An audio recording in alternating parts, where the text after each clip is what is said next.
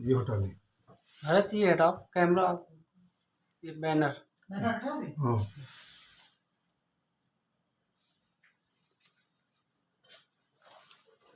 To everybody, I like to thanks all our members who are joined our national seminar and those who are contributed. So really, your presence in the seminar made a great result for organizing the seminar very nicely. Some of the members had not joined out the seminar, so for them, yesterday we had dispatched their dockets containing a souvenir and diary as well as stickers. Now, I like to welcome all the participants who joined today in the webinar. Today, since Mr. Harshit is not there, so will and myself and MK Sivas, the vice president, will manage the programs. Actually, today we are some out of the syllabus. Some of our colleagues have decided that since in March is coming and solvency certificate will be required, so why don't we invite some concerned persons from state excise department. So I had been to there. The DO of the Kanpur city was not available Malaw in that day. So he had engaged one inspector of the concerned department. Of course, he has not yet joined, but he will join in the meantime. Meanwhile, we can start our discussion. Our MK Sivastava, Vice President, will and Anand Singh, both they will initiate and they will discuss. Meanwhile, he will also join. Of course, he will not speak much because they are not. I mean, they are not lecturer. They are good, so they are working. So he will be there. Maybe anytime he can come. Um, so I like to welcome all of you. I like to welcome Dr. Raghuraj Singh. He now has taken the charge of honorary chairman of Institute News Kanpur Local Center, and since he will be with us for next 2 years, so it will be wise to introduce him to all of us.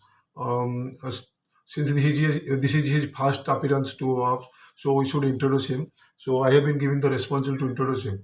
Now, Dr. Raghuraj Singh, he is the professor in HBTU Kanpur. He's in computer science department. So I'll go through some brief biodata of him. I'll start from the examination, that is education qualification. He had done BTech Computer Science and Engineering from HBTA Kanpur during 1990, and then MS Software Systems BITS Pilani during 1997, and he did his PhD Computer Science and Engineering from UP Technical University Lucknow. This is a small education qualification. So I like to tell about his professional experience. Uh, he was assistant professor in Birla Technical Training Institute Pilani during 1991, and then CR State College of Engineering Murthal Sonepet Haryana from 91 to 98. Then HBTA Kanpur as an associate professor during 98 to 2007. Then after that, he became the professor, and still he continued. He is the professor in computer science department from 2007. He has taken a number of administrative experience. Few of the important on there. He was the registrar in HBTA Kanpur during 2006. Then control of exam pinning also in HBTA. Then nodal director officer REC Bijnor. Then nodal officer Lucknow during February.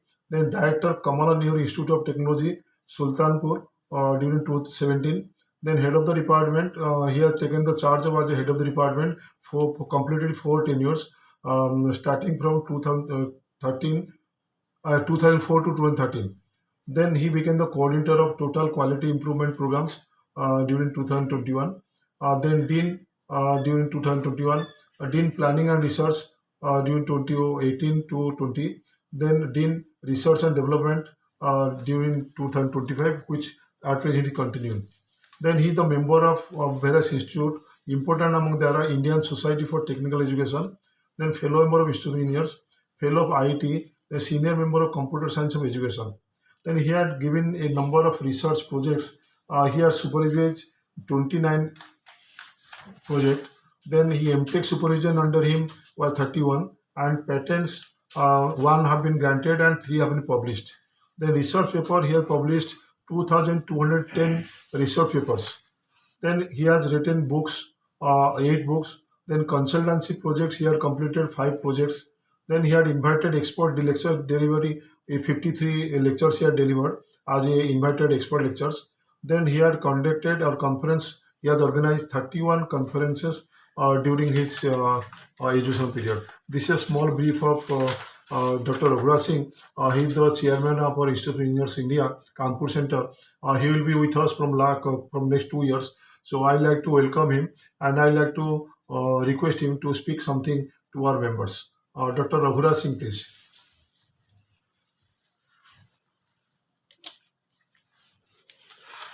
Thank you, Engineer S.S. Darji, for giving a comprehensive my introduction. At the outset, I would like to express my thanks and gratitude to Engineer S.S. Das, President of All India Valuers Association, Engineer M.K. Srivastav, Vice President, Engineer Lalit Kant Mishra ji, General Secretary, Engineer R.K. Srivastav ji, who is Honorary Secretary of Institution of Engineers, Kanpur Local Chapter, Shri Alok Singh ji from Central Excise Department, who is the speaker for the today's discussion or the seminar, all the office bearers of All India Valuers Association, as well as the Institution of Engineers, Kanpur Local Chapter, and various other participants of this discussion. It really gives me immense pleasure to acknowledge that the All India Valuers Association has organized this online webinar on a topic which is very much important for the discussion. It is related with that how the solvency issues will be addressed with the help of valuation process. I am actually not aware about that what are the duties and responsibilities, or you can say what are the aims and objectives of the All India Valuers Association. But I am sure that the association will be able to meet out all its goals and objectives which have been or which it has been constituted. And along with this, I have been told that this webinar is organized on the first Saturday of every month. So I am happy to note that the association is organizing this kind of discussion webinar, or you may call it as a seminar, on every first Saturday of every month. And they are discussing or making aware with the participants with the various topics which will be of the current importance. In this line, I would like to appreciate the efforts which are made by the association for organizing these kind of valuable activities through its umbrella, which is covering all the other activities along with this seminar activity.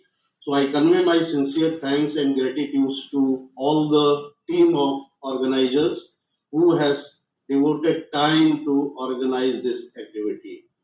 Thank you very much for giving me this opportunity to interact with such an august gathering. Thank you, sir. Thank you, Dr. MK. Hello. Start. Thank you, Dr. Raghuraj Singh ji, for nice comments and nice address to our association members.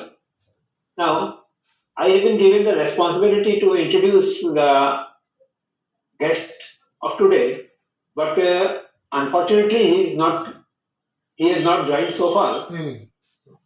I just say that Mr. Alok Singh, who is the guest speaker today, is the inspector in excise department, and he is associated with the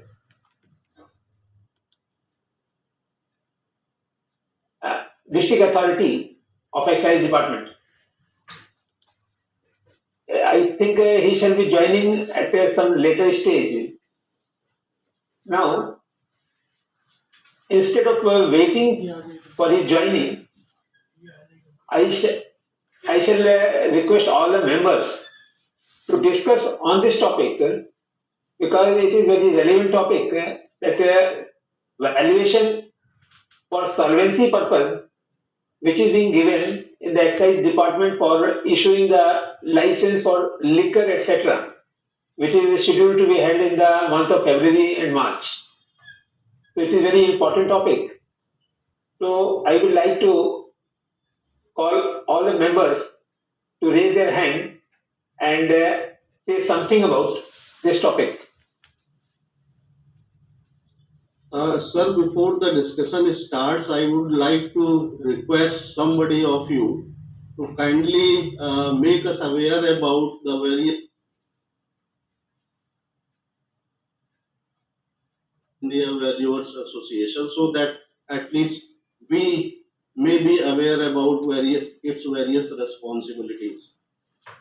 Because I am completely unaware about that what are the responsibilities of the All India Valuers Association. So anybody who is conversant about this may just give a brief introduction of this association. Daji, you please. Okay, thank you, sir. Actually, what the valuers are doing, that I'd like to tell you. The main minimum qualification of the valuers are they are degree holder, minimum is either BTech or MTech from civil in any branches, and they are also architect. So they, instead of going in the service, so they are practicing as a valuers for different banks, income tax department, labor department, and other concerned departments. So they got registered from Ministry of Finance, Government of India, and start working as the registered valuer. Some of the members with us are after retirement they are also doing as a valuer.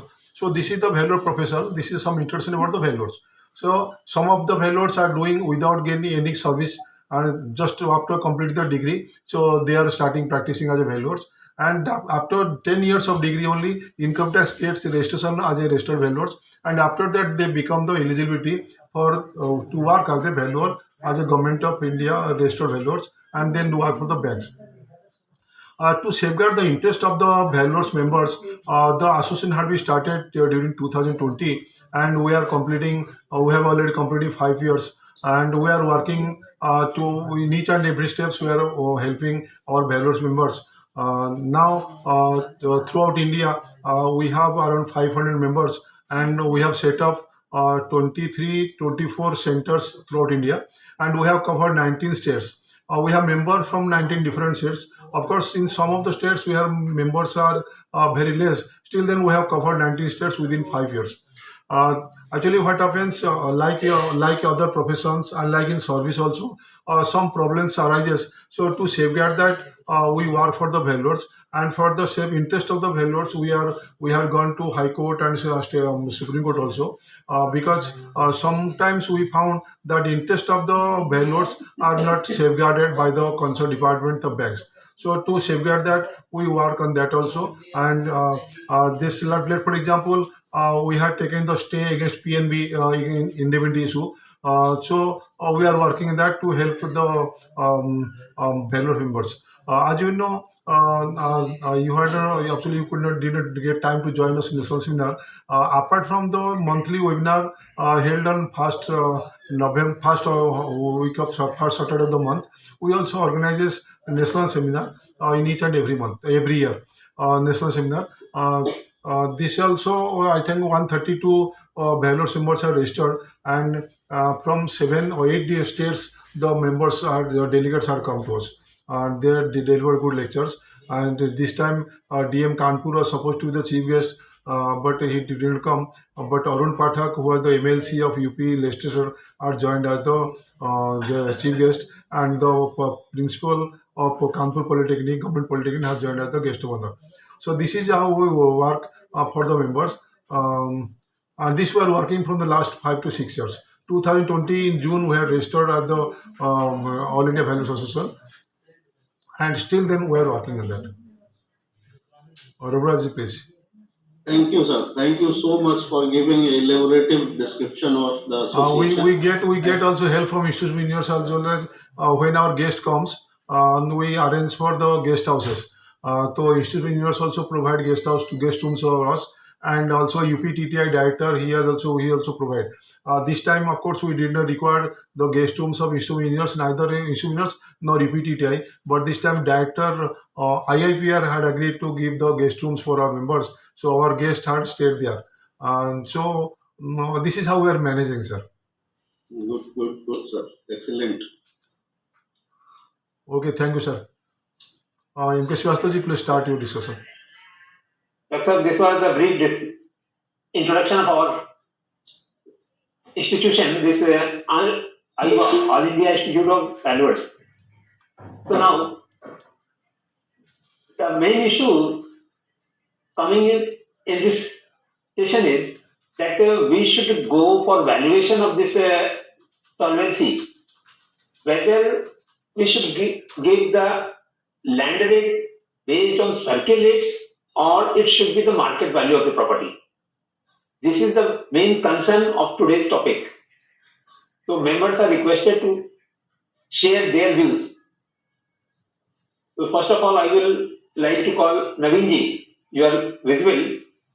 So what is your opinion that whether we should go for land rates based on circle rates or on the fair market value?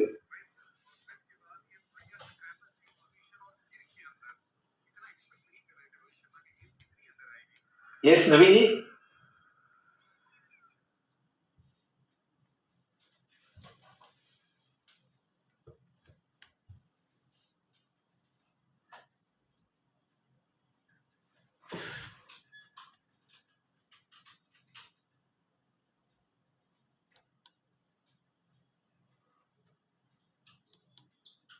Hello, sir. I am audible.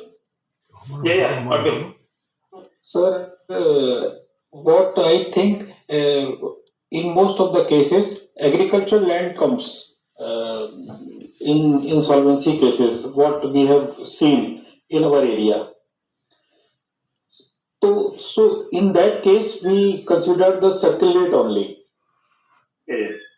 But if the urban property comes within municipal limit, then we consider the market value of the property. Market value of the property. Yeah. But in case of agricultural land, then we go for circle rate. Yeah. That is the best choice. Yes, sir. Whatever is written on the circle rate for hectare rates. Yes, sir. Yes, sir. Yes, sir. In case of agricultural property, rural property. In case of agricultural property. Okay. Yes, sir. Okay. Yes, sir. Now, Pramod ji, any other matter? Naveen ji? Yes, sir. Any other question, sir?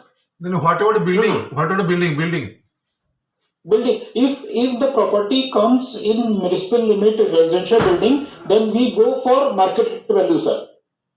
Market value. Okay. Yes, sir. Yes, sir. So this is irrespective of that on what kind of land the building has been constructed. Sir, if the property is within municipal limit, then it is usually a residential purpose. Okay. Within municipal limit, definitely it will be a residential land. Then only building has been constructed. A building was constructed.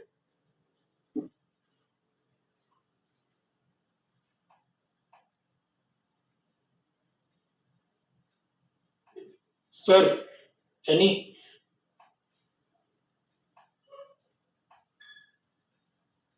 Pramod ji, what is your views? Sir मेरे हिसाब से तो दोनों चीज very कर रही है क्योंकि ये कह रहे हैं कि एग्रीकल्चर लैंड में केवल सर्कल रेट लेंगे और जो म्युनिसिपल लिमिट्स के लैंड है उसमें मार्केट रेट लेंगे. I think we should go with one norm. Basically, what the department requires from us, we should know about that. What actually they are requiring. Only then we can comment on this. We have not done any case for the solvency purpose. This was the reason, that's why we called this excise person to elaborate the things. But instead taking valuation at circle rate for agricultural land and for market rate for non-agricultural land, I don't think we should have one norm. Either we should take market rate or we should take circle rate for both the purpose.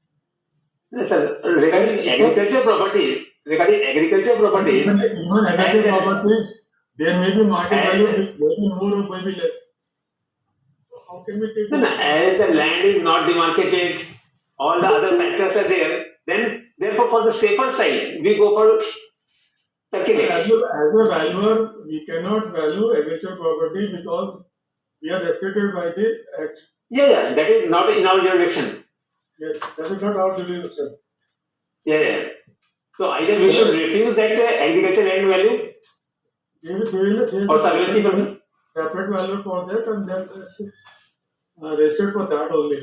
So we can't go for that valuation. Okay.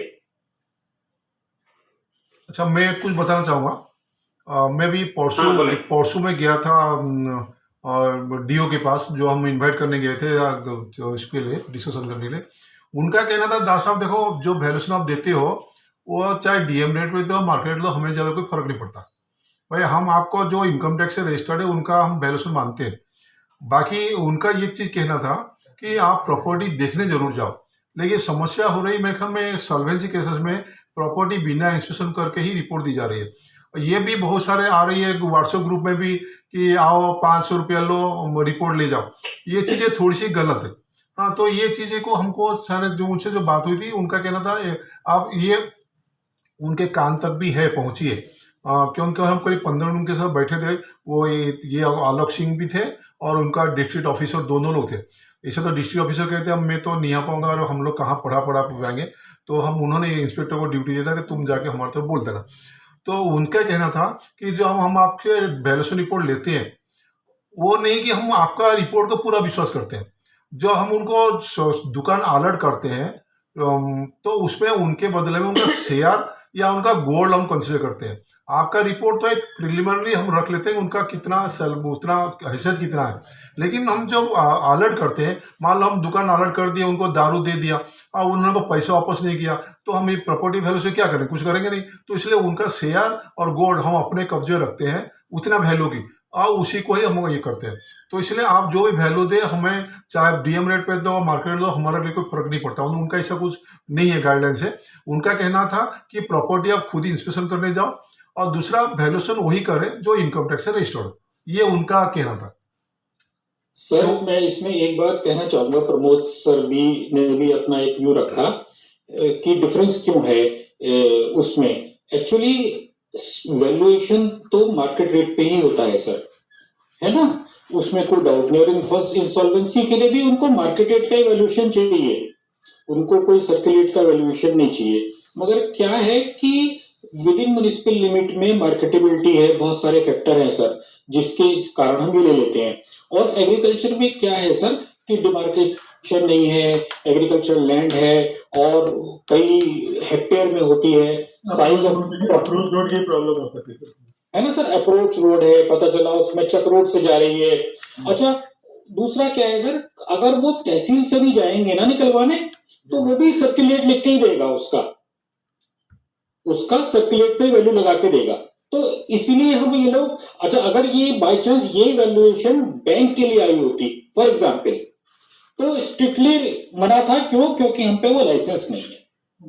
ये इतना वाला factor नहीं है। और ज्यादातर ये जो ठेके वेके लेते हैं, हमने देखा इनकी एग्रीकल्चर प्रॉपर्टी बहुत आती है सर। हाँ, तो सेफ्टी साइड होना चाहिए, इसलिए सेफ्टी साइड की वजह से डीएम रेट। Yes sir. और सर जहां तक बात सर दास सर आपने कही, वो तो बिल्कुल ही ठीक है। चाहे रिपोर्ट कोई सी भी बनती है सर, आजकल तो उस पे गूगल कोऑर्डिनेट्स, टाइम, डेट सब लिख के आता ही है सर। और वही जो है वैलिडिटी मानी जाती है रिपोर्ट की, जिसमें कि करंट टाइम एंड डेट भी हो, लैटिट्यूड लॉन्गिट्यूड भी हो।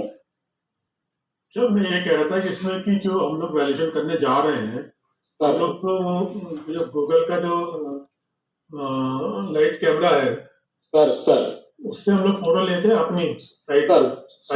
ये प्रूफ है कि हम इस दिन इस तारीख को इंस्पेक्शन करने गए थे और हमारी फोटो लगी अपनी। बिल्कुल सर, तो बिना किसी थर्ड पार्टी से तो कराते ही नहीं कहीं। हाँ बिल्कुल सर। यार काम थोड़ा करें तो बात अलग है सर।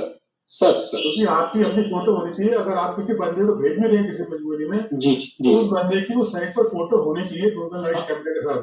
100% sir, 100% correct. फोटो पे रहे कि साहब ये इस तारीख को इतने बजे वहां गया था साइट पर, बिल्कुल सर, बिल्कुल सर। तो मैंडेटरी होनी चाहिए और रिपोर्ट में बहुत से लोग नहीं दे रहे इस चीज को। कोई बात नहीं सर, वो तो क्या है, देखिए हर प्रोफेशन में हर तरीके से काम करने वाले लोग हैं सर। प्रॉब्लम वो नहीं, अभी मेरे पास एक केस आया था DRT से देहरादून में, सर उसमें बैंक ने जो वैल्यूएशन कराया उसमें और जो पार्टी ने लिख के दिया उसमें ऑलमोस्ट 60% का वैल्यूएशन है। पार्टी कह रही मेरी वैल्यूएशन 1,32,00,000 है, बैंक कह रहा 73 लाख है। तो कोर्ट ने फिर मेरे को अपॉइंट किया कि साहब आप निकाल के दीजिए क्या है। मैंने उन दोनों रिपोर्ट्स को देखा, और न तो फोटो में किसी की साइट पर फोटो है, न किसी ने कोई ये दिया है कि साहब क्या बेसिस ले रहे हैं वैल्यूएशन का, वो आर्किटेक्ट ले रहे हैं तो क्यों ले रहे हैं, किसी से बात करी है, किसी मतलब प्रॉपर्टी डीलर से बात करी है, गूगल से लिया है कोई वैल्यूएशन, कहीं कुछ नहीं है, दोनों रिपोर्ट्स हैं। जी जी। मुझे अल्टीमेटली पे वो देना पड़ा सारी चीजें, कोर्ट ने उसको एक्सेप्ट भी कर लिया मेरी रिपोर्ट। ये एक्चुअली फर्क, हम लोग बहुत सारी चीजें स्किप कर जाते हैं, जो सस्ती वाली वैल्यूएशन है ना, वो ये सब यही हो रहा है हमें। आपको किसी बंदे की साइट पे फोटो नहीं मिलेगी इसमें, जी जी। ना उसको मिलेगा कि सब गूगल से हमने क्या रेट किया, मार्केट रेट कहाँ से था, बस रेट है तो खत्म हो गई बात। ये एक्चुअली प्रॉब्लम है। जी सर। प्रॉब्लम कहाँ फंस रही है कि आज की तारीख में हर आदमी को पैसा पैदा करना है। अभी मार्च का महीना आएगा, लोग 100 वैल्यूएशन बनाएंगे और 1,000 रुपए फीस लेंगे, और पोजीशन ये रहती कोई भी साइट पे नहीं जाता है फ्लैट कि उनको वैल्यूएशन जा रही जो फ्लैट ऑलरेडी बेच चुके हैं। पुरानी हमारे पास थियरी कॉपी पड़ी, मैंने उसको बढ़ा के दे दी, उन्होंने वैल्यूएशन बना दी। न किसी को कहीं जाना है, उसकी ओनरशिप वेरीफाई करनी है, न कहीं साइट की बाउंड्रीज देखनी है, सिर्फ पेपर हमारे पास आ गए और उससे खाली कॉपी पेस्ट करना है, नाम उसका हटा के इनका नाम डाला गया और सारी बना के दे दी गई। अब ऐसी वैल्यूएशन आएंगी तो उसका ऑथेंटिसिटी क्या होगी? वो दिन दूर नहीं जब डिपार्टमेंट या डीएम मना कर रहे हैं कि वैल्यूअर से रिपोर्ट ही न ली जाए। इतनी फेक रिपोर्टें जा रही हैं। लोग तो ऐड दे रहे हैं पेपर में कि आधे घंटे में रिपोर्ट ली जाएगी, उससे पेपर नहीं रिपोर्ट लीजिए हमसे। वो तो मछली बाजार बन गया लोग। अब उसमें क्या करोगे आप? उसका तो हम कुछ नहीं कर सकते, हम तो अपनी कर सकते हैं, हम लोग क्या कर रहे हैं वो बता। वही कुछ नहीं, इतनी हालत खराब करते जा रहे हैं। नए लड़के जो आ रहे हैं काम करने के लिए, इन्होंने इतनी मार्केट खराब कर दी है आज की तारीख में कि काम करना मुश्किल हो रहा है।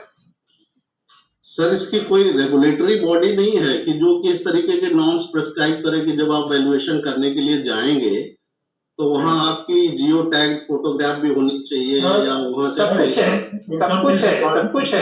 डिपार्टमेंट ने अपना पूरा फॉर्मेट बना के दिया हुआ है, बट कोई फॉलो नहीं करता ना, बैक से कर लेते हैं। सब कुछ है, उसके बाद डिपार्टमेंट ही नहीं चाहता कि रेगुलेशन से काम हो। कुछ चाहिए। मेरे पास एक दिन फोन आया था, मैं कहीं गया हुआ था विजिट पर, कि तब शाम को रिपोर्ट चाहिए, क्या मैं नहीं दे सकता, आप 3 दिन से पहले मैं नहीं दे पाऊंगा, आपको जिससे कराना हो करा दीजिए। मैं तो सिंपली रिक्वेस्ट करता हूँ, I can't give valuation with in 2 hours और 3 आवर्स। मैंने मना कर दिया, तो मुझे 2 दिन चाहिए कम से कम। आज आप 2 के कागज पर, कल मैं जाऊंगा देखूंगा प्रॉपर्टी, तभी तो रिपोर्ट होगा। हमारे यहाँ हमसे भी कोई पूछता है, हम तो ये कहते हैं आज आप इनिशिएट करेंगे, कल विजिट होगी, परसों रिपोर्ट मिलेगी। इससे पहले नहीं हो पाएगा। भाई मिनिमम इतना टाइम तो चाहिए ना भाई। बिल्कुल बिल्कुल भाई, आज तो बैंकर भी ये कहता है कि इसकी कितनी रिपोर्ट देंगे आप? या पहले वैल्यू बता दीजिए विजिट के बाद।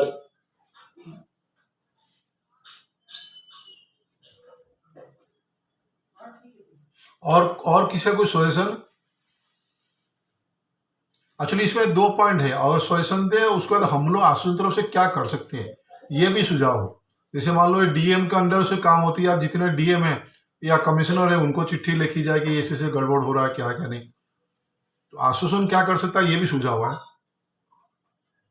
सर इसमें मेरा सजेशन ये है कि 2 मीटिंग होती है नॉर्मली गवर्नमेंट लेवल पे, डिस्ट्रिक्ट लेवल पे, या तो बैंकर्स लेवल कमेटी मीटिंग होती है जो शायद बाई मंथली या 3 महीने में एक बार होती है, और दूसरी होती है उद्योग बंधु की मीटिंग जो वो आपको ऐसा कर रहा है कि फला तो इतनी दे रहा है, आप इतनी क्यों दे रहे हैं, आप भी दे दीजिए इतनी।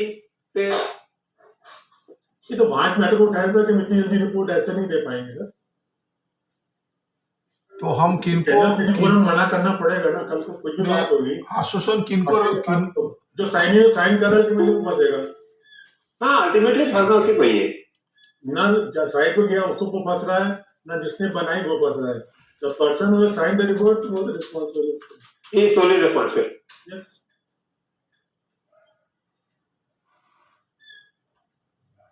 आनंद सिंह भैया जुड़े, आनंद सिंह,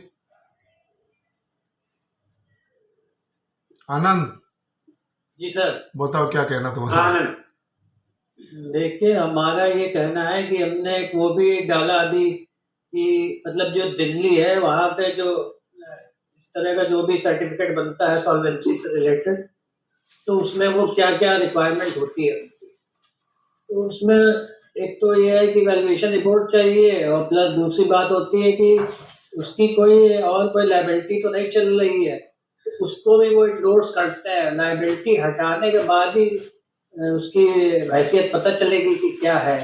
मान लीजिए उस जमीन पे जिस पे सर्टिफिकेट इशू कर रहा है उस पे जितनी हैसियत है उसका मतलब 50% 60% ऑलरेडी कर्जा चल रहा है, तो उसकी हैसियत बनेगी कहाँ पे। एक तो ये बात है। अच्छा, दूसरा है जो हम लोगों का एक पोर्टल चालू हुआ है यूपी गवर्नमेंट की तरफ से, जिसमें गवर्नमेंट अप्रूव्ड वैल्यूअर के लिए हम लोग प्रयास भी कर रहे हैं। तो उसमें भी यही प्रोसीजर दिया है। उसमें जो फॉर्म फिल होता है तो उसमें वैल्यूअर की रिपोर्ट प्लस उनकी जो बैंक स्टेटमेंट की क्या लायबिलिटी है वो भी उसमें दर्ज होती है। बैंक जो भी कहता है ये सब कुछ उसमें लिखना होता है। अच्छा, दूसरा जो एक पर्टिनेंट क्वेश्चन आ रहा है कि हम इसमें कौन सा रेट लें लैंड का, या मार्केट रेट हमें लेना चाहिए या हमें उसका सर्किल रेट लेना है, डीएम जो बताया हुआ है। तो इसमें जो मेरा ये ऐसा मानना है कि देखिए अगर इस हैसियत प्रमाण पत्र सॉल्वेंसी को हम लोग जारी ना कर, मतलब हम लोग इसकी रिपोर्ट ना बनाते, तो इसकी रिपोर्ट बनाता कौन? इसकी रिपोर्ट बनती लेखपाल के एंड पे। तो लेखपाल तो उसका मार्केट रेट लिखेगा नहीं कभी भी, वो तो हमेशा इसका जो डीएम का जो टेबल होगा उसी से रेट लिखेगा लैंड का। तो हम लोगों के लिए सेफर साइड यही है कि हम लोग उसमें वही फॉलो करें जो लेखपाल को फॉलो करना था, यानी कि जो डीएम ने सर्किल रेट लिख रखा है बस वही लिखना चाहिए। और प्लस जो ये लायबिलिटी पार्ट है, अगर कोई हमारी वो बताता है या उसमें मतलब जो दिल्ली वाला है उसमें तो एक एफिडेविट भी लिखा है कि उसमें लिखा है कि हमारा कोई लायबिलिटी नहीं है जमीन पे, तो ऐसा एक हमें उसका सर्टिफिकेट चाहिए होगा जो हमें दे। और मतलब उसको उन्होंने एनईसी ही बोला है, मतलब कोई कम्बरेंस नहीं है उसको। तभी उस जमीन से रिलेटेड वो सॉल्वेंसी को मतलब या उसके लिए रिपोर्ट जो हम लोग बना रहे हैं वो जस्टिफाई कर पाएंगे। ठीक है, अभी वो चूंकि नया नया मामला है और वो शराब के लिए होता है पर्टिकुलरली, लेकिन ये जो सॉल्वेंसी का सिस्टम है ये देर सबेर जब जीएडी अप्रूव हो जाएगा तो ये जो कॉन्ट्रैक्टर्स वगैरह जो सारे विभागों में लगाते हैं तब ये सीरियस मैटर होने लगेगा। क्योंकि जैसे ट्रांसगंगा के केस में क्या हुआ था कि यूपी सीडा ने ऐसे कॉन्ट्रैक्टर्स को काम दे दिया था जिनकी कुछ भी सॉल्वेंसी थी ही नहीं, उन्होंने फर्जी सर्टिफिकेट लगा दिए वहां पे। तो बाद में जब जांच हुई तो कुछ निकला नहीं, तो उनका सब टेंडर रद्द हुआ, सब कुछ रद्द किया गया और उनको पनिशमेंट भी, मुकदमा कायम हो गया। तो हम लोग उसमें पार्टी ना बन जाए, कभी ऐसा कुछ हो जाए, कोई जांच बैठ जाए या कुछ हो जाए तो हम लोग जो आंख से खेलने जैसा काम कर रहे हैं। क्योंकि हम लोग एसोसिएशन है तो हम ये चाहेंगे कि हमारे जितने भी वैल्यूअर है वो सेफ रहे और ऐसा काम ना करे कोई भी, क्योंकि इस विषय में कोई गाइडलाइन तो शासन ने दी नहीं कि आपको कैसे क्या वैल्यूएशन करनी है नहीं करनी है। लेकिन सेफर साइड क्या है? सेफर साइड यही है कि जो जिस तरीके से एक लेखपाल वैल्यू बनाता हम लोग उसी तरह से उसको बनाए, बहुत ज्यादा अपने आप को उसमें फंसा ना दे कहीं पे कि नहीं लाओ कुछ भी लिख देते हैं, तो ऐसा दो। लेकिन आनंद, हमारा सबमिशन ये था कि जो इन्फ्लेटेड वैल्यूज लोग देते हैं उनसे अपने को बचना है। हमको ये देखना है कि फेयर मार्केट है क्या मार्केट में, हम वो वैल्यू के उसमें सेफर साइड है हमारे पास। नहीं वो जो काम कर रहा अगर वो भी हम ही करें, कल को वकील देनी शुरू कर देगा वो तो भाई सर्किल रेट में लैंड के रेट भी लिखे हुए हैं, कंस्ट्रक्शन के रेट भी दिए हुए हैं, दोनों बना के कुछ वकील दे देगा उसमें, तो आपको उसमें अंतर क्या रहेगा फिर तो? नहीं, उसमें जब जब शासना आदेश ऐसा कोई आ जाएगा कि वकील बना सकता है तो बिल्कुल बनाएगा आप। हाँ नहीं वही बात ऐसा लेकिन ना शासना आदेश देखिए वकील के फेवर में नहीं आया है। शासना आनंद आदेश जो है वो हमारे फेवर में आया कि नहीं वैल्यूअर बिल्कुल। मेरा एक चीज कहना है इसके लिए आनंद तो आपको अपनी टेक्निकल नॉलेज देनी ना उसमें। आनंद नहीं आनंद नहीं नहीं, टेक्निकल से कुछ लेना देना नहीं है, वो भाई केवल वैल्यू कैसे सेट करोगे आप? देखिए वो आप वैल्यू कैसे सेट करोगे? देखिए वो आपको सर्किल रेट वाला ही लैंड रेट लेना चाहिए मेरी ओपिनियन में। भाई मुझे क्यों भाई बता तो रहा हूँ, इसलिए बता रहा हूँ कि अगर वो चीज अगर लेखपाल के एंड पे बनती तो कभी भी मार्केट रेट नहीं लिखता हूँ। नहीं लेखपाल इसीलिए लेखपाल नहीं बनाता ना। नहीं जब लेखपाल से आपको क्यों देखिए लेखपाल से हटा के हमें क्यों दिया गया, इसकी वजह ये नहीं है कि लेखपाल सही वैल्यूएशन नहीं बना रहा था, इसकी वजह ये है ईज ऑफ डूइंग बिजनेस। लेखपाल के बाद 50,000 काम और भी है, तो उसको नहीं, इस ऐसा काम नहीं। से फ्री करने के लिए सरकार ने ये सोचा कि ये भारी मात्रा में लोग टेंडर करेंगे तो इनकी जल्दी जल्दी बन जाए, जिससे कि हम अपनी टेंडर प्रक्रिया पूरी कर ले। अगर ये चीज फिर से वही फंसा दी जाती तो ये टेंडर ही नहीं डाल पाएंगे लोग, ये बात है। लैंड रेट चलो ठीक है, लेखपाल ने देख लिया सबके रेट से। जो बिल्डिंग की वैल्यू है वो लोड बेयरिंग स्ट्रक्चर है, आरसीसी फ्रेम स्ट्रक्चर है, कितना पुराना है, कितना डेप्रिसिएशन लेना, उसको लेखपाल को क्या पता उसके बारे में? नहीं सब पता है, ये हम लोग सोच रहे हैं कुछ नहीं नहीं पता है उसको पता है, वो बनाता है इस चीज भाई, वो नॉन टेक्निकल आदमी भैया वो सब ठीक है। लेकिन आप रिपोर्ट देखिए जो हाँ। जो सॉल्वेंसी की जो लेखपाल के द्वारा बनी हुई रिपोर्ट को पढ़िए तो उसमें कोई चीज कभी नहीं छोड़ी जाती। ये हम लोग सोच रहे हैं कि उसे कुछ नहीं पता। भाई आप उसकी टेक्निकल training- आदमी हो, उस- आपको टेक्निकल नो हाउ देना है उसमें, उसकी ट्रेनिंग लेखपाल होती के है। साथ करना आपको। नहीं, लेखपाल की वैल्यूएशन बनाने की ट्रेनिंग होती है, ऑलरेडी है। वो रेवेन्यू की भी बना सकता है, उसको ट्रेनिंग है। हमको भाई तो उसको भी वैल्यूएशन की ट्रेनिंग उसको भी दे दी जाए करो। नहीं, वो दी सर थी जाती है, शासन देता है। सॉल्वेंसी के लिए जो आप क्या कहते हैं वो है कि जिसका 34 AB में रजिस्ट्रेशन है वो ही बना जी। सकता है, लेखपाल भी नहीं बना सकता सर। आप नहीं, लेखपाल वही कह रहा हूं। लेखपाल या रजिस्टर्ड वैल्यूअर दो लोगों के लिए है। आप जियो पर लीजिए, ऐसा नहीं है। सर, सर इसकी- पड़ा है अभी अभी जब पीछे यूपी में ठेके हुए थे उसमें एक रिपोर्ट भी किसी लेखपाल की नहीं लगी है।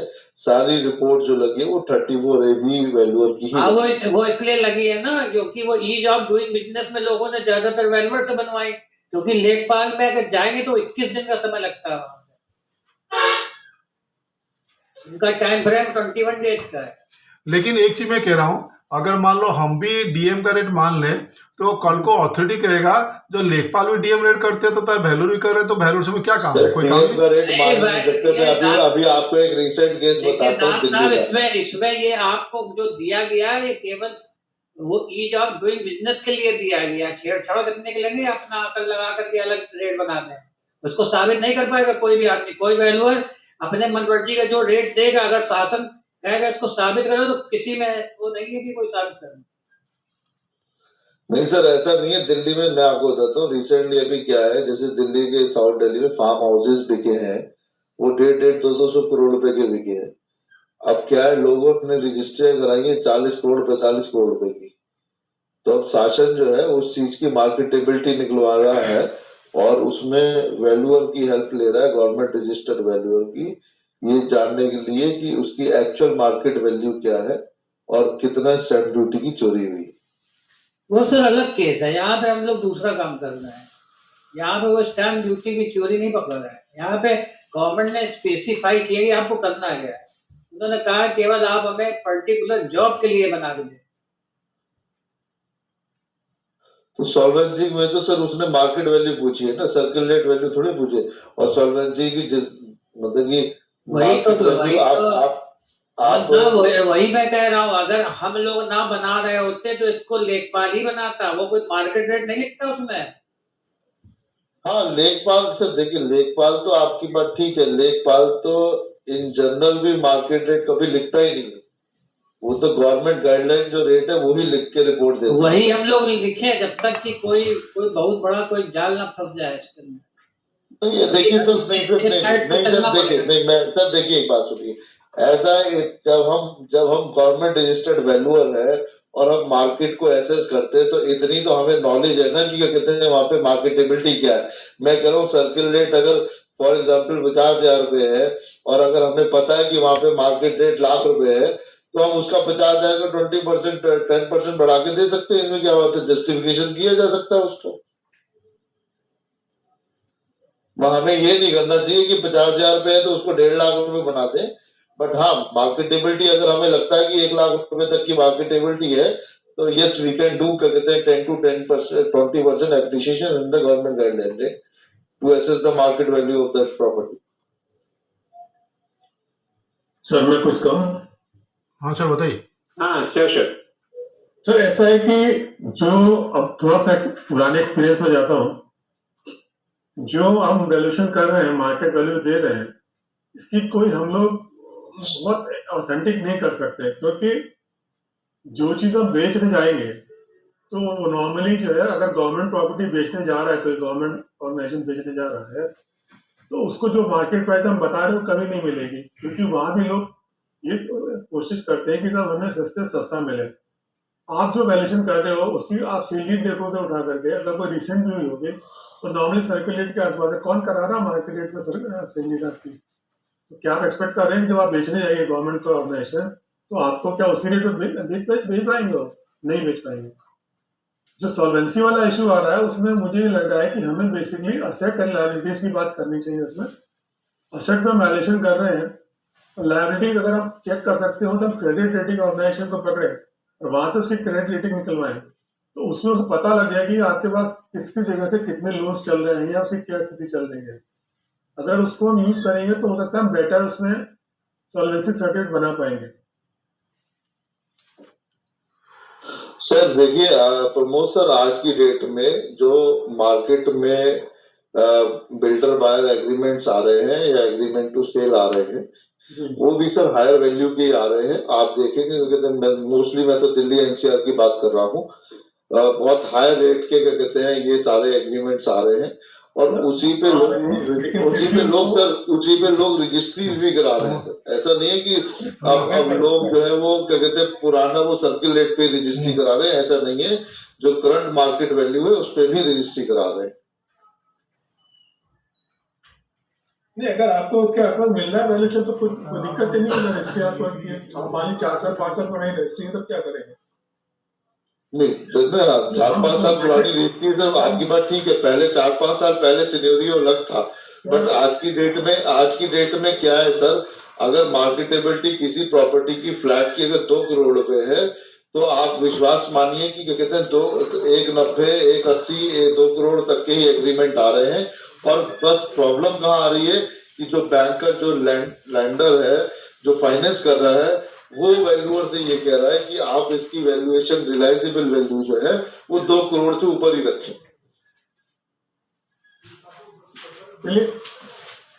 सर यहाँ पे हम लोग बैंक का टॉपिक नहीं डिस्कस करेंगे, केवल एक स्पेसिफिक रहेंगे। नहीं सर, मैंने तो आपको अभी प्रमोद सर ने जो कहा उसका एग्जांपल दिया है कि आज की डेट में वो चीजें हम लोगों को सबको पता ही है। अभी हम लोग बेसिकली ये जानना चाहते हैं कि जो सॉल्वेंसी का मैटर है इसकी गाइडलाइन मतलब क्या होनी चाहिए, ताकि एसोसिएशन भी इस चीज को अपने जो भी वैल्यूएबल मेंबर्स हैं उनको बताएं कि देखिए ऐसे चलिए और ऐसा कुछ मत करिए जिससे कि कोई भी हॉट वाटर में आ जाए, कल के दिन क्या पता क्या पंगा हो जाए। अभी तो नहीं हुआ है लेकिन कब हो भी तो सकता है कभी। सर लायबिलिटीज तो पता करनी पड़ेगी ना, कैसे वो करेंगे हम लोग? देखिए वो तो ऐसा होता है ना, खतौनी में तो नहीं, वो जो खेती वाली लैंड होती है उस पे अगर कोई चार्ज लगा है तो वो तो आपको खतौनी में मिल जाता है, वो तो मिल जाता है, लेकिन बाकी का नहीं। और यही वो जो गाइडलाइन थोड़ी थोड़ी हमें मिली है नेट पे, उसमें यही लिखा है कि ये इसको लायबिलिटी वाले पार्ट को आप स्किप करके मत सोचिए किसी। अच्छा, चूंकि हम लोग सीधे वो वही रिपोर्ट उनकी एज ए सॉल्वेंसी ट्रीट हो रही है, अगर वो ट्रीट ना हो, मान लीजिए वो सॉल्वेंसी का एक पार्ट हो हमारी वैल्यूएशन रिपोर्ट, तो वो एक अलग सीन बनेगा। लेकिन अभी क्या है, गवर्नमेंट उसी को सीधे सॉल्वेंसी में ट्रीट कर ले रही है ना, तो रिस्क ज्यादा बड़ा है, इसको हमें समझना। उसमें ऐसा करना, रिमार्क में नीचे डालिए liability to be assessed at the organization end. नहीं जो नहीं डिपार्टमेंट नहीं, जिसको हम दे रहे हैं, ये उसका काम है कि एसेस करे वो, नहीं, कोई लाइबिलिटी हम- है कि नहीं उसके ऊपर, देखिए या उससे हम अंडरटेकिंग है वो। हम लोगों का ये है कि वो जो अंडरटेकिंग है ना, वो जो जिसके पास जमीन, जिसकी जमीन है उसी से ले लेना, एक फॉर्मेट में वो लिख के दे कोई भी नहीं है, और उसको रिपोर्ट में एनेक्स कर दे। मतलब हम अपनी तरफ से कोई भी चीज ना छोड़े कि कल के दिन हम फंस जाए, हमारा ये उद्देश्य है यहाँ। तो वो बंदा अगर उसका कर्जा होगा, देखिए कृषि वाले का तो सीधे दिख जाएगा आपको, और इन केस अगर उसका अगर मांग सकते तो भाई तो उससे मांगे कि भाई तो अपना सिविल ले आओ लेटेस्ट, या एनईसी दिखाओ, कि ताकि हमें ये तो पता चले कितना कर्जा तो वहाँ पर चल रहा है। सिविल हम- भी करने को दे देगा, कोई क्यों नहीं देगा? करने को दे देगा। नहीं, उसको रिपोर्ट बनानी है तो देगा, बनवानी है तो देगा। नहीं, जरूरी है कि हम उसकी रिपोर्ट बनाए, जिसके वो कुछ तो ऐसे भी सुनने में आया कि उसके पास कोई भी मतलब जमीन का कागज ही नहीं है, लोग बना के दे रहे हैं, तो अब इसका तो कोई इलाज नहीं है ना। हम तो सेफ्टी गाइडलाइन इशू करना चाहते हैं ना, कि वेलवर को ये चीज लेकर ही बनाना चाहिए। अब वेलवर नहीं मानना चाहता तो उसके लिए तो कोई कुछ कर ही नहीं पाएगा। वेलवर सारे जितने भी चेक पॉइंट है उसको स्किप करने के लिए तैयार है। अब हम लोग क्या कर लेंगे? हम लोग तो ये बता रहे हैं ना, ये देखिए ले लीजिए आप कि भाई क्या क्या लाइबिलिटी आपके ऊपर है, वो से लिखोगे। हाँ तो उसका स्टैम्प पेपर के ऊपर, 10 स्टैम्प पेपर ऊपर, हाँ वो दे हमें भाई लिख करके। आप जाके उसकी सिविल चेक करो, नहीं, जाके ये पॉसिबल नहीं है। नहीं, वो अपनी दे खुद सिविल ला करके, हम थोड़ा चेक करने जाएंगे। वो तो लेटेस्ट सिविल देगा कल की। नहीं तो उसका दूसरा वे आउट ये है कि उससे आप एक अंडरटेकिंग ले लीजिए आप हाँ, अंडरटेकिंग ले कि ये लाइबिलिटी हमारे ऊपर है। हाँ बिल्कुल। भाई वो तो लाइबिलिटी उसकी हो गई ना, अंडरटेकिंग अगर दे रहा है तो हाँ तो आप लाइबिलिटी, उसको सेग्रीगेट कर दीजिए आप। हाँ उतना लेस करना। दोनों चीज ले लीजिए ना, हाँ, अंडरटेकिंग भी ले, सिविल भी ले लीजिए हाँ उसी, और रिपोर्ट का वो पार्ट बना दीजिए आप। बस। जो देखिए हम लोगों को अपनी सेफ्टी देखनी, इसीलिए इस टॉपिक को रखा गया, क्योंकि ये दिसंबर जनवरी ये सब होने लगता है अचानक से, तो हमें पता तो होना चाहिए क्या करना।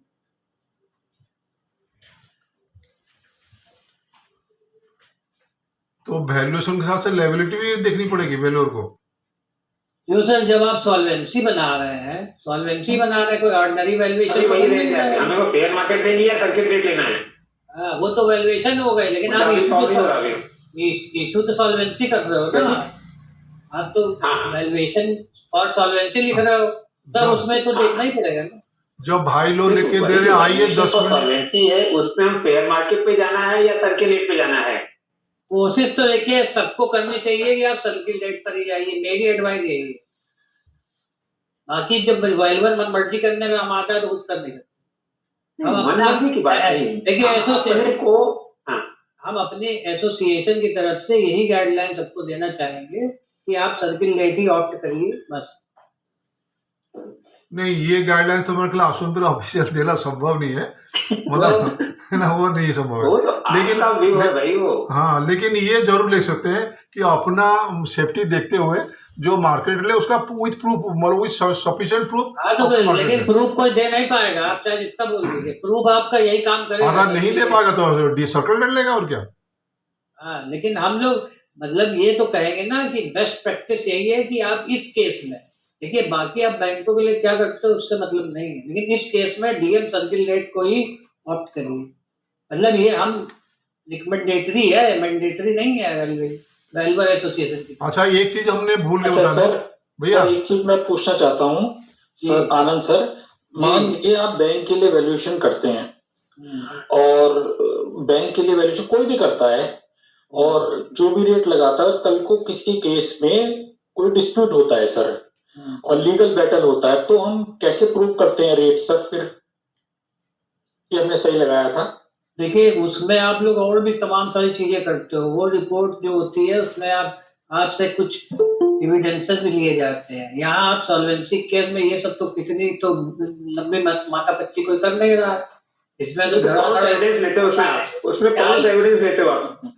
उसमें ऐसा कोई अभी तक एविडेंस मांगा गया है क्या किसी से? सर वही मैं पूछ रहा हूँ ना, तो उसमें आप कौन सा एविडेंस लेते हो जो यहाँ नहीं ले रहे हो आप? दोनों में क्या डिफरेंस यहाँ है? यहाँ तो कोई कुछ ले ही नहीं रहा, यहाँ तो एक ही बंदे में लिख के दिए दे रहा है, तो उसमें कुछ नहीं ले रहा है सर कोई। सर वो बात नहीं, बात ये है सर कि आप जैसे हम आप क्या सर, मैं भी आप भी सभी एक ही फील्ड में हैं। हम जब बैंक के लिए रेट लेते हैं तो हम भी तो ये सोच के लेते हैं कि कल को किसी ना किसी को तो हमको जस्टिफाई करना पड़ सकता है तो है ना उसमें सर? जो देखिए उसमें जो बैंक की गाइडलाइन है वो फॉलो करते हैं। क्या गाइडलाइन है? वो है कि आप 99 एकड़ का सर्च कर लीजिए, दो कंजिक्यूटिव जो उस एरिया की डील हुई हो उसको देख लीजिए, वो गाइडलाइन को वहां फॉलो करते हैं। यहाँ की गाइडलाइन को थोड़े ना है, यहाँ पे तो ये जो लेखपाल कर रहा है उसकी गाइडलाइन को फॉलो करना है। अरे भाई 99 एकड़ और मैजिक ब्रिक फील्ड कौन है अडॉप्ट करता है उसको? स्टेट देखिए, बैंक ने कहा अपनी नियमावली में उसको लिया है, इसलिए हम वो मानेंगे। अगर बैंक उसको हटा देगा हम नहीं लेंगे। नहीं वो तो खाली कागज की पेट भर रहा है वो, और कुछ नहीं नहीं कर रहा वो। वो कुछ भी भर रहा है, उसने ही बोला कि ये चेक करो, हमने चेक किया। ठीक है, नहीं तो 99acre.com से और आप अपनी फेयर मार्केट से क्या कोई रिलेशन रहता है? क्यों नहीं रहता है? आप क्या रिलेशन बताओ मुझे? उसके बीच में ही तो जाते हो। आप 100 रुपए की चीज दे रहे हो, वो 300 रुपए दिखाता है 99 एकड़, तो कहीं जस्टिफाई करते हो उसे आप? वो कुछ ना कुछ डिफरेंस तो लेते ही हो, ऐसा बिल्कुल ब्लाइंडली आप उसको हटा भी नहीं देते। नहीं हटा नहीं उसके रहे, नीचे लेकिन हमारा देखिए, अगर ऐसा है। वो 300 दिखाता तो आप उससे नीचे ही रहते हो ना, उसके ऊपर तो जाते नहीं। हाँ नहीं तो यहाँ भी तो आपको जो मार्केट में मिल रहा, आप कंजर्वेटिव हो लो थोड़ा सा और भाई, जो आप फेयर मार्केट ना देख के आप रेवेन्यू को ले लो उसे, आप 100 की चीज अपने ले लो आप। देखिए वो ये जो सॉल्वेंसी की गाइडलाइन, अगर आप दिल्ली वाला चैप्टर निकाल के जो भी भेजा उसको डिटेल पढ़ेंगे तो उसमें लिखा है कि जो आप ये डीएम भी निकालेगा रेट, उसका भी 75% ही ट्रीट किया जाएगा। डीएम वाले रेट को 75 ट्रीट होना है, ना कि मार्केट रेट का 75% ट्रीट होगा। अब उसको पढ़ो तो कहाँ लिखी चीजें, ये कहाँ लिखी चीजें बताओ ना। ये लिखी तो भेजा तो मैंने कागज, उसकी पूरी वेबसाइट देखिए कुछ नहीं, उसमें कहाँ लिखा है उसमें कि 75% लेना है, 90% लेना है? उसकी पूरी वेबसाइट नहीं देखी ना हमने तो लिंक भेजा, हमने देखा ही नहीं उसमें दिया 75% लेना है जो डीएम से बन के आ रहा है। नहीं वो तो हमें नहीं लेना है, वो तो डिपार्टमेंट को देखना है। 75% लेना है, 50% लेना है उसको। हमारा जो मतलब सॉल्वेंसी फिगर जाएगी वो क्या जाएगी, जो मार्केट वैल्यू आप निकालेंगे उसका 75 लिख के देंगे कि this should be opt for solvency purpose, ना कि सीधे वो बुरा भाग हो गया, ऐसा नहीं करना है।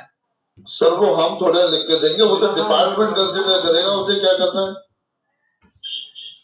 भाई हमें देना सिर्फ फेयर मार्केट वैल्यू। वो तो अभी तो आपकी सीधे फिगर वो उठा रहा है ना, वहां पे नीचे आपको एक लाइन लिखनी है कि कितने, अगर गवर्नमेंट की जो सॉल्वेंसी वाली जो यूपी गवर्नमेंट की जो बनी हुई रिपोर्ट होती है, उसको भी अगर उस पेज को ध्यान से पढ़ेंगे तो ऊपर वो सारे एसेट जोड़ने के बाद लिखता है कि जितनी फिगर नहीं लेता है वो उससे कम करके 75% की लिखता है कि this figure should be opt for the solvency purpose. उसको आप पढ़िए तो। सर आपके पास ऐसी कोई रिपोर्ट हो तो एआईबी के ग्रुप में एक बार प्लीज शेयर करिएगा। हाँ कर दे वो जिससे जो यूपी गवर्नमेंट इशू करती है उसको आप पढ़ के देखिए वो क्या करती है। नहीं अगर ऐसी कोई रिपोर्ट हो जो आपके संज्ञान में आई हो, आई है, बहुत सारी आई है पिछले साल, तो उसको डालो, थोड़ा सा देखें, हम लोग थोड़ा ज्ञान लें हम लोग भी थोड़ा उससे। अभी रिसेंट तुरंत अवेलेबल नहीं है, मैं ढूंढ के डाल दूंगा। हाँ उसको ढूंढ के डाल, थोड़ा सा ज्ञान हम लोग को बढ़े ना कम से कम। सारा ज्ञान रखते अपने पास, कुछ भी ना हम लोग को बिना उसमें। वो पूरा का पूरा आपको फिगर नहीं लेना होता। वही कह रहे हैं, अगर ऐसी चीजें कहीं हैं तो थोड़ा शेयर करो ना, कुछ सीखे हम लोग भी उससे। ठीक है,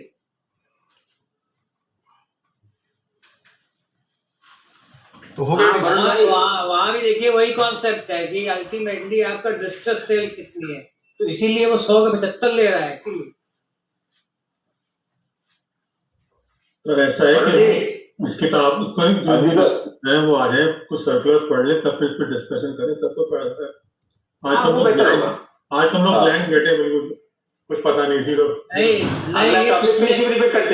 एक्चुअली में पिछला 3 साल से ये सब चल रहा था लगातार, तो इसलिए सोचा गया कि ये एक रिलेवेंट है, क्योंकि अभी आनंद मेरे ख्याल में जो तुम बता रहे हो ना डॉक्यूमेंट जो है, इसको मेल कर दो, हम सभी मेंबर को मेल कर देंगे।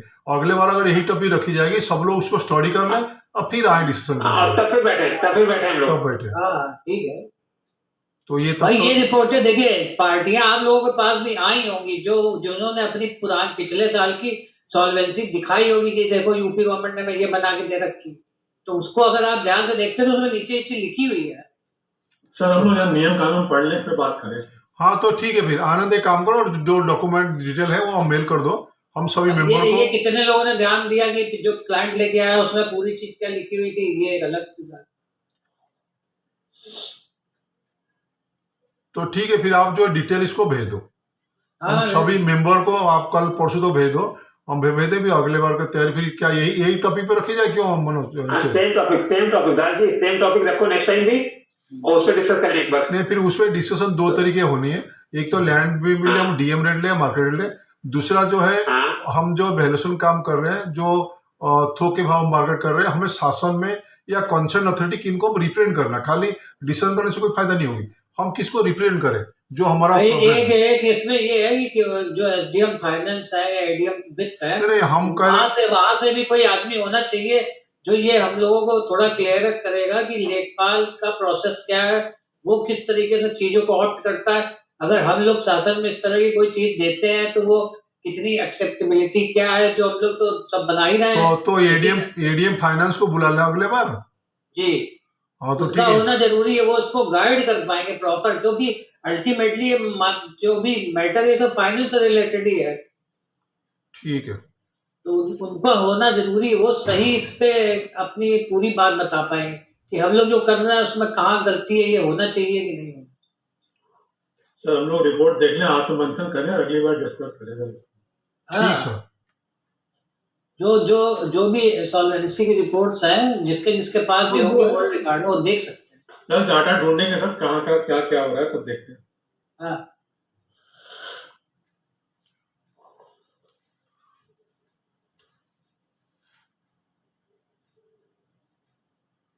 हो ना, ठीक हो, ठीक हो। तो मेरे ख्याल में तो फिर आगे डिस्कशन को ही बंद करते हैं, मतलब तो अगले बार ये डिसीजन करेंगे, तैयारी के साथ आते हैं। लेकिन नहीं, तैयारी के साथ तो भी आनंद जो भेजेगा तो होगा ना तैयारी, आनंद के बाकी बाद लोगों को देखिए ये चीजें आप लोग डॉक्यूमेंट में हो सकता है किसी क्लाइंट की आपके पास भी पड़ी हो कॉपी अरे नहीं है, हमारे पास अरे नहीं है, सर किसी ऐसा के ना, पास नहीं है। आनंद जी वही कह रहे हैं, जिसके पास होगा वो शेयर करेगा, आपके पास जितना जो मैक्सिमम हो आप शेयर कर दीजिए। देखो आनंद को लीगल टीम का हेड इसलिए बनाया गया, वो कुछ को ज्ञान है उसका, तो जो ज्ञानी लोग वो भेजेंगे ना, हम लोग अज्ञानी लोग क्यों भेजेंगे, तो इसलिए आनंद का जिम्मेदारी है। ये तो देखिए प्रैक्टिस वाली बात है, लीगल तो बस सेकेंडरी बात आ जाएगी ना, लेकिन जो मतलब जैसे शासन क्या इशू करके देता है। ठीक, कुल मिला के ये है कि जो मेंबर जो डिटेल है भेजेंगे, और आनंद थोड़ी ज्यादा जो भेज देगा 2-3 में, सभी हम ऑल ओवर इंडिया को मेल करके भेज देंगे, और सबसे रिक्वेस्ट करेंगे इसे जन करने के लिए। और अगले और एडीएम फाइनेंस हो, नहीं तो डीएम हो, या कहो कमिश्नर थोड़ी बिजी ज्यादा रहता है, तो कमिश्नर कमिश्नर से डायरेक्ट मतलब नहीं ना सर, ये हाँ क्यों नहीं, कमिश्नर ना खाली कानपुर कमिश्नर साथ साथ ना वो डायरेक्टर ऑफ इंडस्ट्री पूरा यूपी देखते हैं, तो इसलिए उनसे थोड़ी कम समय मिलेगा। तो डीएम और एडीएम फाइनेंस दोनों में से एडीएम फाइनेंस को बुला लेंगे फिर, वो तो आ ही जाएंगे। लेकिन उसके पहले कोई रेलिवेंट डॉक्यूमेंट मिले अपने को। हाँ वो तो एक महीना है अभी, 1 महीना है ना, तो अभी 2-4 दिन में आनंद भेज देगा ना अभी। अभी कॉपी किसी क्लाइंट की मिल जाएगी तो वो शेयर करेंगे। सर इसमें एक सजेशन ये है कि आनंद जी इसको भेज दें, हम लोग पढ़ लें, फिर हम लोग अपने एडीएम फाइनेंस से बात कर लें, वो ना भी है तो कोई दिक्कत नहीं, बात करके उससे क्या व्यू हमें मिला वो हम उसको डिस्कस कर लेते हैं। हाँ ये भी हो सकती है। हाँ एडीएम को भी थोड़ा सा पहले कांटेक्ट करें उसको, ऐसा नहीं कहते लास्ट मोमेंट पे जाएं और वो ना आ पाए, नहीं हम लोग बैठना बेकार होगा फिर। ना है कोई बात नहीं, हम लोग डिस्कस तो कर सकते हैं ना उनके ऑफिस में। अरे एडीएम फाइनेंस में परसों मिल के आया हूँ, तो जब वो पहले से बोल देंगे 2 दिन पहले ही बोल देंगे। हाँ ठीक है ठीक है, और कोशिश रहेगा एडीएम फाइनेंस को बुलाने के लिए, और क्या। ठीक सर, फिर तो मैं कहा ललित अब वोटो थैंक की तैयारी करें फिर हम लोग।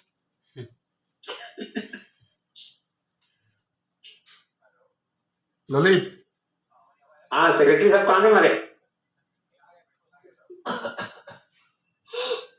ललित तो बोर्ड में आई है। नहीं नहीं है कह रहा था अभी जाए। अभी था, अभी आया था।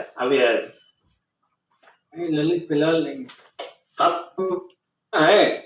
अच्छा है, आगे देखो। बोलो भाई।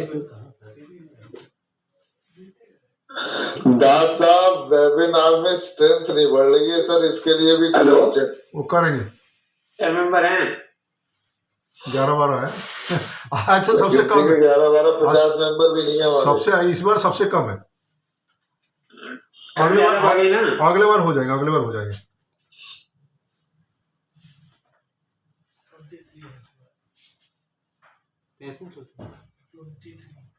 जुड़ के हट गए ना ऐसे। हेलो। हाँ बोलो भैया, हाँ, बोलते हैं। हाँ भैया आवाज आ रही है? जी जी, असल आ हम रही आ रही। हाँ उस समय बोल रहे थे हम, लेकिन आप लोग की आवाज आ रही थी कि नहीं है। अच्छा, आए हुए सभी आईआर मेंबर्स को वोट ऑफ थैंक्स के लिए जो मुझे बोला गया है सर, उसके लिए आज मीटिंग बहुत गर्मा गर्म रही। बहुत बहुत धन्यवाद सर आप सभी का आने का। और अभी भी ये डिस्कशन अधूरा है सर, हमको लगता है। और देखिए अभी जो है हम लोग और अपडेट होंगे और पेपरों के साथ फिर सब लगता है कि ये पूरा हो पाएगा। Thank you sir, good night sir. Thank you, good night. Thank you, good night.